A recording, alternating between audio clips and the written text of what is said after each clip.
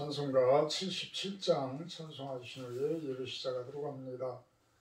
77장입니다. 거룩하신 하나님.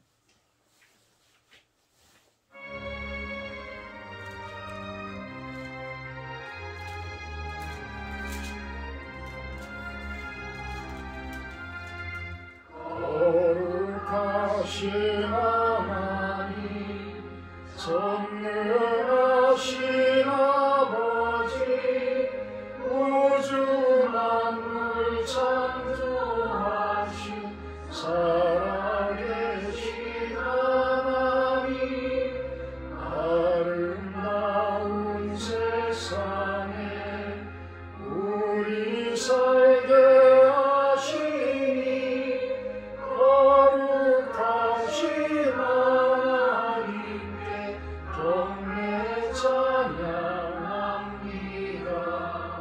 거룩하신 하나님, 자비하신 아버지, 모든 죄를 용서하신 은혜로우신 하나님, 우리를 인도해 생명길로 이끄신 거룩하신 하나님께 경배 찬양합니다.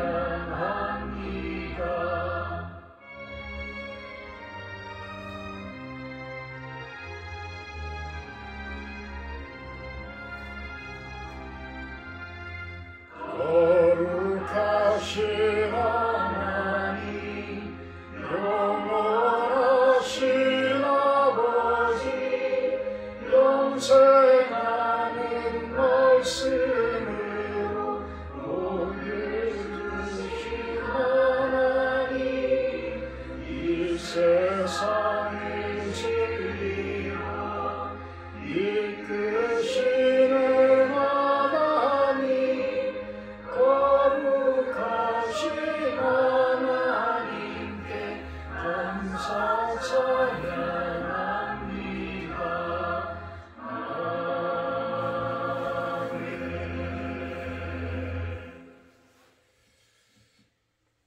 사도신경 하심으로 신앙 고백하도록 합니다. 나는 전능하신 아버지 하나님, 천지의 창조주를 믿습니다. 나는 그의 유일하신 아들 우리 주 예수 그리스도를 믿습니다. 그는 성령으로 잉태되어 동정녀 마리아에게서 나시고 본디오 빌라도에게 고난을 받아 십자가에 못 박혀 죽으시고 장사된 지 사흘 만에 죽은 자 가운데서 다시 살아나셨으며 하늘에 오르시어 전능하신 아버지 하나님 우편에 앉아 계시다가 고기로부터 살아있는 자와 죽은 자를 심판하러 오십니다. 나는 성령을 믿으며 거룩한 공교회와 성도의 교제와 죄를 용서받는 것과 몸의 부활과 영생을 믿습니다. 사랑의 하나님, 감사합니다. 새로운 월요일 아침입니다. 이 한 주 주님께서 동행하시고 같이 해주셔서 우리의 기도들, 우리의 간구들을 들어주시고 곳곳에서 아파하고 힘들어하는 분들이 있습니다. 주님의 능력으로, 주님의 긍휼함과 은혜로 치료하여 주시고 건강한 삶으로, 좋은 삶으로 회복시켜 주시옵소서. 한 주를 주님께 의탁합니다. 좋은 한 주 되기를 바라며 예수님의 이름으로 기도합니다. 오늘 말씀은 마태복음 16장 1절에서 12절 말씀입니다. 마태복음 16장 1절에서 12절 말씀입니다. 바리새인과 사두개인들이 와서 예수를 시험하여 하늘로부터 오는 표적 보이기를 청하니 예수께서 대답하여 이르시되 너희가 저녁에 하늘이 붉으면 날이 좋겠다 하고 아침에 하늘이 붉고 흐리면 오늘은 날이 굳겠다 하나니 너희가 날씨는 분별할 줄 알면서 시대의 표적은 분별할 수 없느냐. 악하고 음란한 세대가 표적을 구하나 요나의 표적밖에는 보여줄 표적이 없느니라 하시고 그들을 떠나가시니라. 제자들이 건너편으로 갈새 떡 가져가기를 잊었더니 예수께서 이르시되 삼가 바리새인과 사두개인들의 누룩을 주의하라 하시니 제자들이 서로 논의하여 이르되 우리가 떡을 가져오지 아니하였도다 하거늘 예수께서 아시고 이르시되 믿음이 작은 자들아 어찌 떡이 없으므로 서로 논의하느냐 너희가 아직도 깨닫지 못하느냐 떡 5개로 5,000명을 먹이고 주운 것이 몇 바구니며 떡 7개로 4,000명을 먹이고 주운 것이 몇 광줄이었는지를 기억하지 못하느냐 어찌 내 말한 것이 떡에 관함이 아닌 줄을 깨닫지 못하느냐 오직 바리새인과 사두개인들의 누룩을 주의하라 하시니 그제서야 제자들이 떡의 누룩이 아니요 바리새인과 사두개인들의 교훈을 삼가라고 말씀하신 줄을 깨달으니라. 아멘. 오늘 말씀 제목은 예수님의 사인 이렇게 한번 정해봤습니다. 예수님의 사인. 하나님께서는 끊임없이 당신의 선택되어진 민족들에게 사인을 보내고 계십니다. 이미 창조 때부터 우리들에게 계속해서 계시를 하시고 계시죠. 계시라는 부분을 어떤 사인이라고 영어 성경에서는 표시를 합니다. 표현을 합니다. 그 사인이 일반 계시의 형태와 특별 계시의 형태가 있는데 일반 계시, 일반 은총이라도 하는 그러한 하나님의 섭리, 자연의 어떤 법칙, 이런 것들, 하나님의 법칙, 이런 것들이 우리 삶 속에, 자연 속에, 우주 만물 속에 자연적으로 정해놓은 그러한 법칙들이 있죠. 그 법칙이 깨지면 큰일이 납니다. 가령 달의 공전 주기가 이탈이 되어진다라고 한다 그러면 아마도 엄청난 사건들이 벌어질 거예요. 지구가 태양을 도는 그 공전 주기가 몇 분이라도 틀려지게 된다라면 아마도 지구의 그 기후 변화는 또 말도 못하게 변화되어질 것입니다. 아주 미세한 부분이 변화되어진다라고 했을 때에 그 법칙이 깨진다고 했을 때에 우리들에게 오는 그 재난은 말도 못합니다. 말도 못해요. 그 과학자들이 다 증명되어진 것이잖아요. 그 지구에 그 공전하면서 잠깐 그 태양의 고도가 그렇게 적도를 중심으로 해서 북반구로 올라가고 남반구로 내려감에 따라서 우리네들은 겨울과 여름이 그렇게 생겨나죠. 그 온도 차이는 아주 심합니다. 올겨울은 유난히도 더 추웠어요. 거의 영하 20도가 넘어가고 이런 상황이었었는데 그 부분이 조금만 변화되더라도 영하 50도, 60도 이렇게 된다라고 그러면 웬만한 대비를 갖지 못했던 그러한 나라들은 거의 다 얼어 죽고 무더위에 죽고 이런 재난을 피할 수가 없습니다. 이런 사인들은 하나님께서 계속해서 주고 있는데 하나님을 제대로 섬기는 자들은 그 사인을 받게 돼요. 그런데 구약시대에서는 신약시대에 와서는 우리가 성령을 받으면서 우리가 직접 이제 계시를 받죠.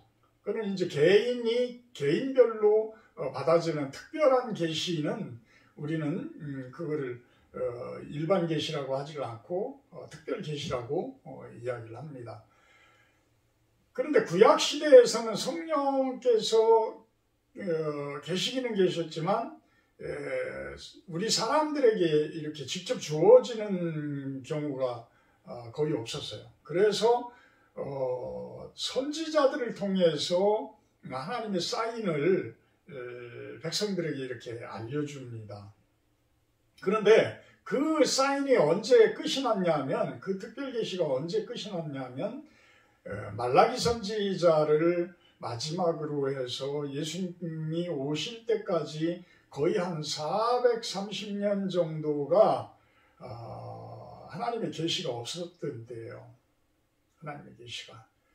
그러니까 100년도 길은데 430년이라는 그 오랜 시간 동안을 하나님의 사인이 없었다면 그 사람들은 아무리 선택되어진 이스라엘 민족들이라고 하더라도 제대로 된 삶을 걸어왔겠느냐, 제대로 된 하나님을 섬기면서 왔겠느냐는 거예요. 그래서 그 부분을 예수님께서 430년 후에 오셔서 이 땅에 오셔서 바리새인들과 사두개인들을 바라봤을 때에 그들의 삶은 맹인들의 삶이었어요. 그래서 맹인들이 맹인을 인도할 수 있느냐? 오히려 같이 잘못된 곳에 구렁텅이에 빠질 수 있다라는 예수님의 말씀이 있는 것이죠. 그래서 오늘 말씀도 그런 곳에서 시작됩니다. 바리새인이라고 하면 사두개인들과는 서로 완전히 다른 길을 걷던 사람들이에요. 바리새인들은 그래도 하나님을 우리만큼은 제대로 섬기는 자들이다. 그래서 모세오경과 그곳에서 출발되어진 랍비들의 그러한 교훈들을 만들어서 이스라엘 민족들에게 가르쳤던 그러한 바리새인들. 그와는 반대로 사두개파 사람들은 하나님을 섬긴다고 하면서도 이들은 세속적인 사람들이었어요. 그래서 어떤 나라의 어떤 귀족 계통의 사람들이었고 지극히 현실적인 부분을 강조했던 사람들이고 천사와 부활과 영적인 부분들을 거부했던 그러한 사람들이에요. 그러니까 어찌 보면 바리새파가 극적인 보수라고 한다고 그러면 사두개파는 또 극적인 진보예요.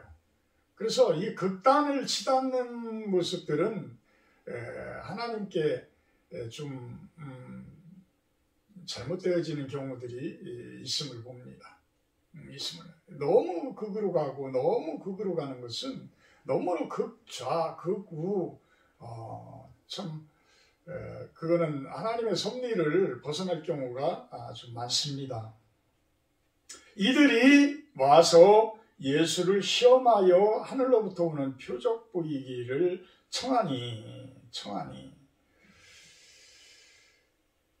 예수님이 오셨다고 하니까 그러면 이 바리새파 같은 경우에는 모세오경 뿐만이 아니고 이사야 선지자의 그러한 예언서까지도 통달했던 사람들일 거예요. 그렇기 때문에 메시아로 왔다라고 한다고 그러면 적어도 우리들에게 큰 표적을 좀 나타내면서 우리들을 좀 이끌어 갔으면 어떤 군사적 메시아가 아니죠. 군사적 메시아가 그렇게 하늘로부터 어떤 불을 내린다든지 하는 큰 표적을 좀 보여줬으면 하는, 그렇지 않으면 메시아가 아닐 것이다. 메시아가 아닙니다. 이렇게 그들은 마음속에 생각을 하고 있는 것이죠. 그러니까 결론적으로는 우리들에게 표적을 보이지 않으면 당신은 메시아가 아니야. 거짓 선지자야. 당신은 거짓을 하고 있고 우리를 사기치고 있는 것이야. 이런 생각들을 가지고 바라보고 있는 것이죠. 그들에게 430년 동안 하나님의 계시가 없었기 때문에 오시는 예수님께서는 어떤 모습으로 오는지를 그들은 알 수가 없었던 거죠. 깨닫지를 못하고 있었던 거예요. 엉뚱한 것만, 사람의 법을 만들고 사람의 전통만을 만들어서 엉뚱한 것만 가르치고 왔기 때문에 메시아관이 어떤 군사적 메시아라고 하는 것만 생각을 하고 왔던 거예요. 이사야 선지자가 수도 없이 많은 곳에서 가장 낮은 곳에서 오고 채찍 맞으면서 올 것이고 그가 핍박당하면 우리의 죄 때문이요 라고까지 이야기를 했던 그 이사야 선지자의 그 예언들을 모르는 거죠. 그러면서도 자신들은 많은 사람들에게 많은 것을 알고 있다. 우리는 하나님에 대해서 많은 것을 알고 있다. 이런 착각 속에서 살아왔던 것이에요.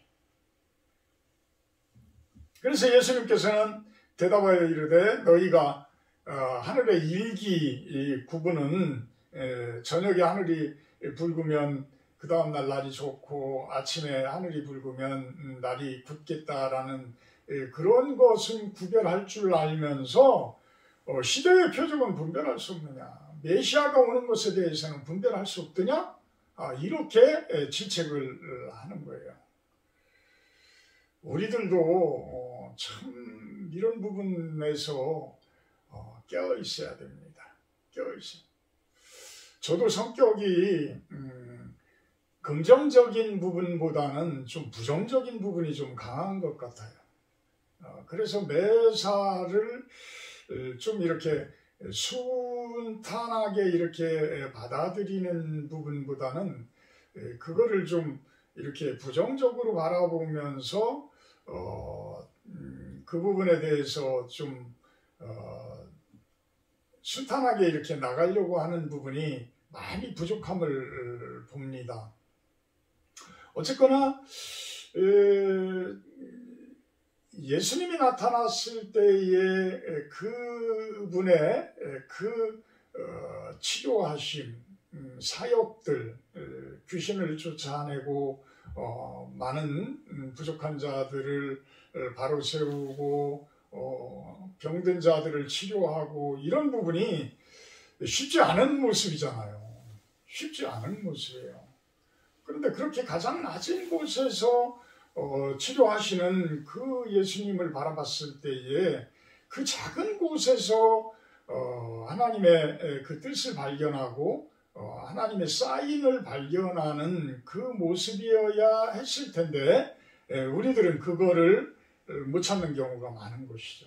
그래서 우리가 삶 속에서도 그런 사인을 잘 찾는 자들이 순종하는 삶이고 그분들의 삶이 순탄한 삶이 되어진다라는 것, 그 부분을 예수님께서는 끊임없이 우리들에게 사인을 하고 계시는데 그 사인을 발견하지 못하는 자들은 항상 삐그덕거립니다. 항상 삐그덕거리 삶이 순탄하지를 못해요. 형통하지를 못해요. 항상 삐그덕거려요.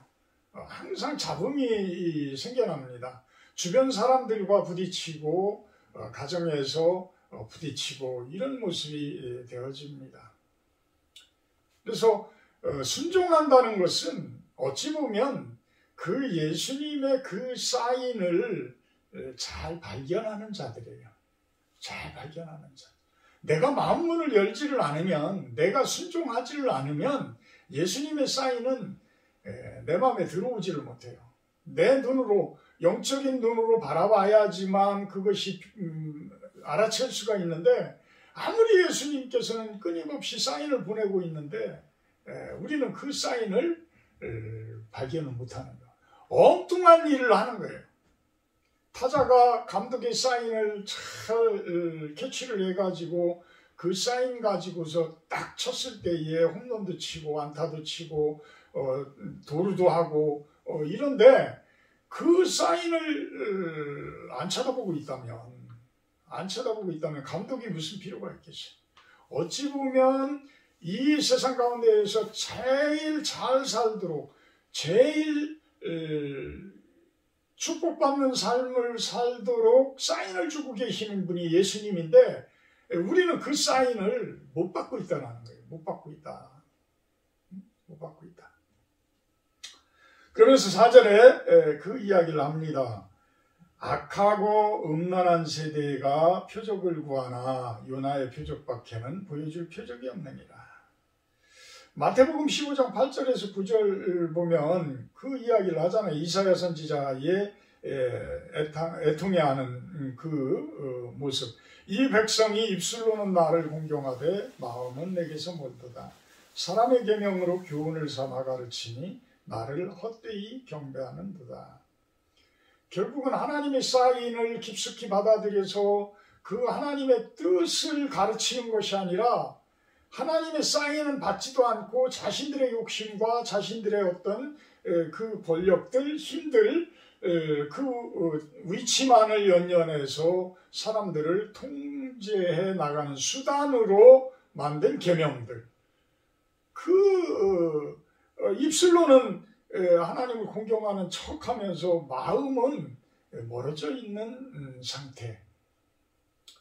그냥 우리는 거칠애적으로 예수님께 하나님께 기도하고 예배하는 모습은 아닌지요. 진정으로 마음으로 공경하는 마음, 마음으로 사랑하는 마음. 이것이 하나님께서 받는 그 마음인 거죠. 우리 자녀들이 부모를 생각하는 부분도 그래요. 부모를 생각하는 부분들. 어떤 물질적으로 금전적인 부분만 가지고 내가 이만큼 했으니까 몇백만 원짜리 뭐를 사드렸으니까 나는 내 할들이 한 거야? 절대 아닙니다. 그 몇백만 원의 문제가 아니라 그 마음이 중요한 거예요. 마음이. 우리네들이 부모님 섬기는 부분들도 따뜻한 말 한마디 해드리는 것, 가서 손 한번 잡아드리는 것, 가서 한번 이렇게 안아드리는 것, 이런 것이 진정으로 하나님을 섬기는 그 마음일 겁니다. 부모님을 섬기는 그 마음일 겁니다. 그 마음이 중요한 것이지 어떤 거칠애적인 형태적인 형식적인 그러한 것이 아니라는 거예요. 그러면서 바리새인들이나 사두개인들이나 그들이 구하는 그 표적은 요나의 표적밖에 없다.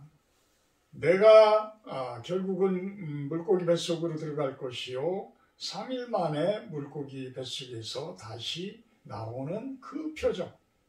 결국은 당신들에 의해서 내가 십자가에 못 박혀 죽지만 죽어서 소울이라는 지옥이라는 그 땅속 깊은 곳으로 내가 그 죗값을 가지고 치르기 위해서 들어갈지 모르지만 3일 후에는 내가 다시 부활을 할 것이다. 그때 가면 여러분들은 내 표적을 알게 될 것이다.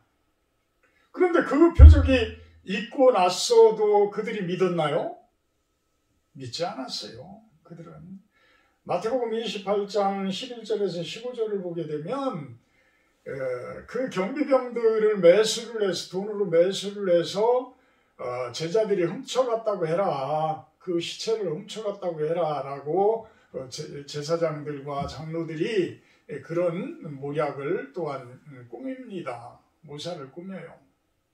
이런 모습들이 사람들의 모습이에요. 이런 모습들이. 세상 가운데에서 그 사람들의 모든 사람들이 그런 모습으로 산다 해서 나도 그런 모습으로 산다. 우리 성도들도 그런 모습으로 살아간다. 이것은 하나님께서 결코 바라는 일들이 아닌 거예요. 하나님은 여러분들이 주도권을 잡고 이 세상을 이끌어 가기를 바라시는 거예요. 우리는 하나님의 동역자들이에요. 성령의 전이에요. 성령을 내 마음에 품고 그 하나님의 일들을 해나가는 작은 동역자들입니다. 이 세상 가운데서 그 일을 해달라 하시는 거예요. 그럴 때에 이 세상은 하나님의 주권적인 통치가 이루어지는 것이죠. 그런데 세상 사람들에게 그 권력을 넘겨줬을 때는 사람의 모습들이 통치를 해요. 사람들은 악해지기 시작하면 사탄 마귀가 그 속으로 들어갑니다. 그래서 더욱더 악한 모습이 되어져요. 그래서 사람 죽이기를 무서워하지 않고 두려워하지 않고 가차없이 반기를 드는 사람들은 죽이기도 하고 백성들을 총칼로 무너뜨리기도 하고 탄압하기도 하고 이런 모습. 지금 미얀마 정부가 지금 그런 군사 쿠데타로 인해서 지금 그런 형편에 있는 것이죠.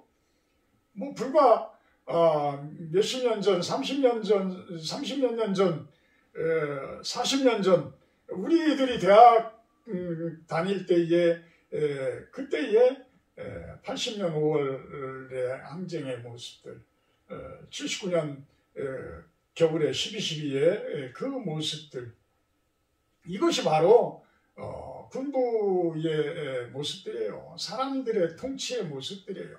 그 모습으로 다시 갈 겁니까? 근데도 그 모습이 좋았다라고 생각하시는 분들이 계시는지 참 이해 못할 그러한 주장들을 하시는 분들이 있습니다.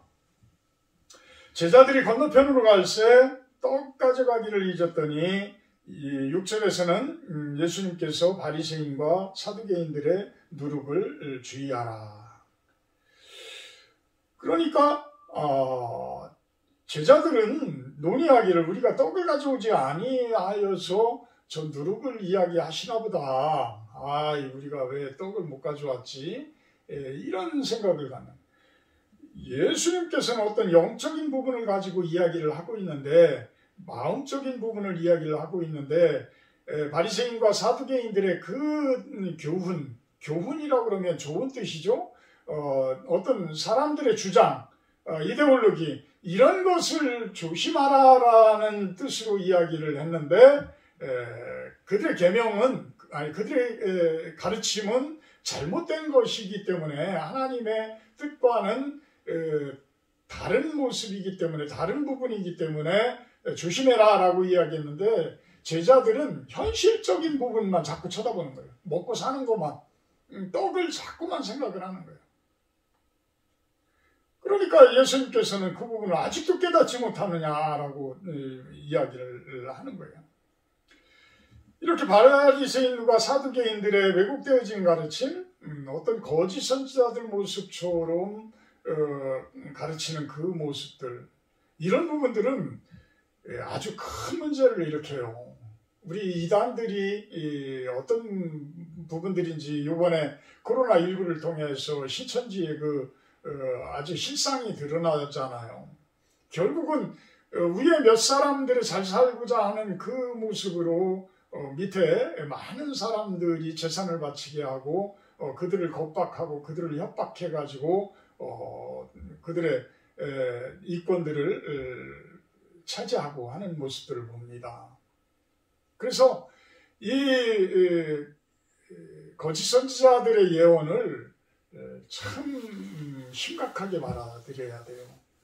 마음이 약한 분들은 어떤 영적으로 많이 이렇게 신비한 모습을 보이는 분들의 어떤 계시랄까 어떤 이런 부분들을 막 믿고 따르려고 하는 부분들이 있어요. 그래서 점을 보러 가고 철학관을 찾아가고 어떤 무속인들을 찾아가고 하는 모습들을 보여요. 그런데 하나님의 사인은, 예수님의 사인은 그렇게 신비적으로 다가오는 것은 아주 특별할 때만 와요. 아주 특별할 때만 주어지는 것이지 그분의 사인은 우리 생활이에요. 일상생활이에요. 일상의 법칙입니다. 가장 정의롭고 공평하고 가장 어찌 보면 상식적인 그러한 계시로 우리들에게 주어지는 거예요.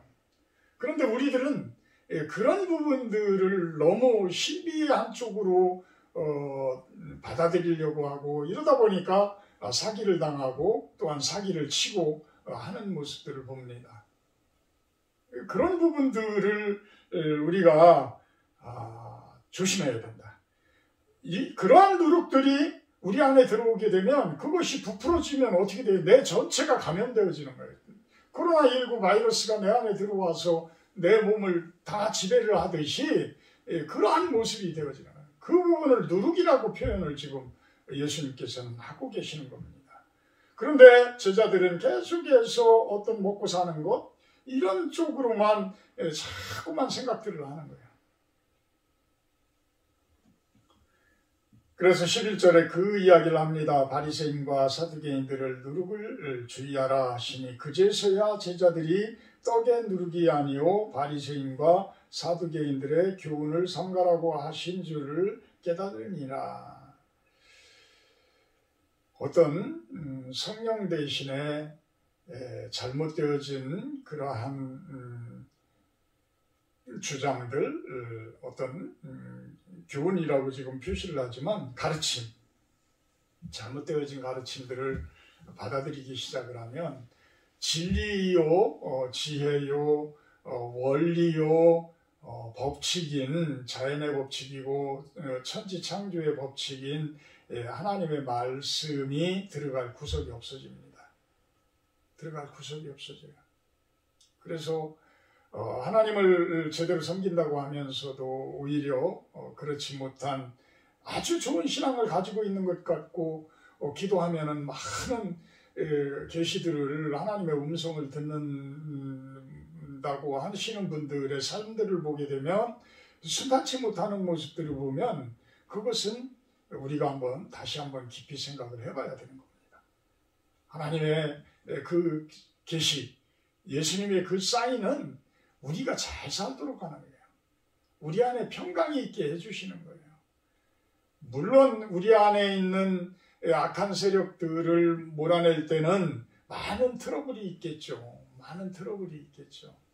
근데 그 트러블은 우리가 십자가에 이미 넘겨드렸다면 그 부분은 그렇게 길지 않아요. 끝까지 우리를 붙들고 늘어지질 않습니다. 끝까지 물고 늘어지지 않아요.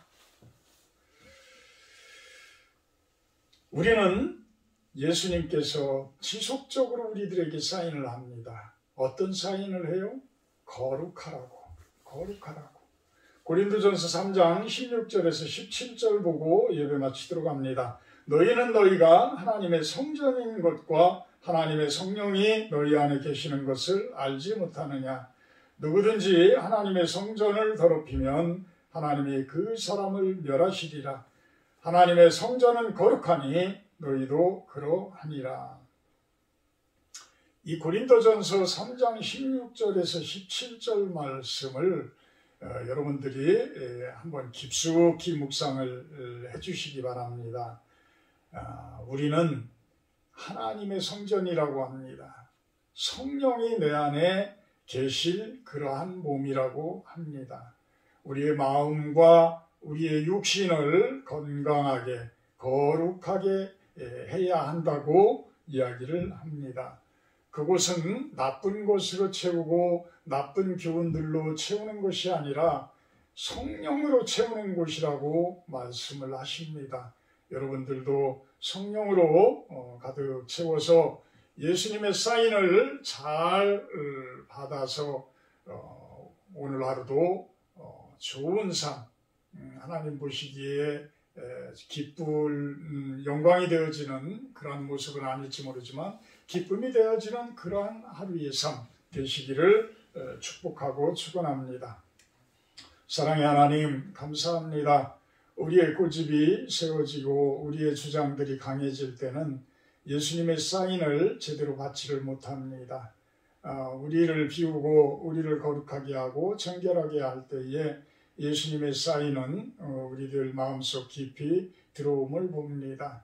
하나님의 성전이 되어지고 성령이 거하는 그러한 전으로서의 우리의 마음과 우리의 육신을 거룩하게 할 수 있는 우리가 되게 하여 주시옵소서. 감사드리며 예수님의 이름으로 기도하옵나이다. 하늘에 계신 우리 아버지여, 이름이 거룩히 여김을 받으시오며 나라의 임하옵시며 뜻이 하늘에서 이룬 것 같이 땅에서도 이루어지이다. 오늘날 우리에게 용할 양식을 주옵시고 우리가 우리에게 죄지은 자를 사하여 준 것 같이 우리의 죄를 사하여 주옵시고 우리를 시험에 들게 하지 마옵시고 다만 악에서 구하옵소서. 되게 나라와 권세와 영광이 아버지께 영원히 있사옵나이다. 아멘. 감사합니다. 오늘은 실로원 동역자들을 위한 기도를 해주시기를 바랍니다. 여러분들의 교회의 동역자들을 위해서 기도해 주시기 바랍니다. 우리 김재훈 집사님 아들인 윤석이 저 가정을 위해서 기도해 주시고요. 연로하신 어머니 아직도 계십니다. 많이 아프지 않고 노년이 하나님 잘 섬기는 그런 노년이 되기를 축복합니다. 우리 유석용 집사님, 우리 사위 되시는 강희택 형제님이 암이 또 발견이 됐다고 합니다. 주변에 이렇게 안 좋은 소식들이 이렇게 접해집니다. 우리가 더욱더 힘을 합해서 기도를 해주셨으면 합니다. 우리 윤시현 집사님, 장지수 형제님 가정, 희지, 혜진이, 우리 어머니 되시는 정연서 권사님, 우리 윤재현, 윤기현, 우리 김혜원 권사님, 변광욱 권사님, 우리 최병호, 우리 이 아랫집입니다. 수빈이, 지훈이, 시원이 저 가정 축복하시고 항상 우리들과 좋은 이웃으로 잘 살고 있습니다. 우리 이길수 청년, 우리 이원희 사장님 멀리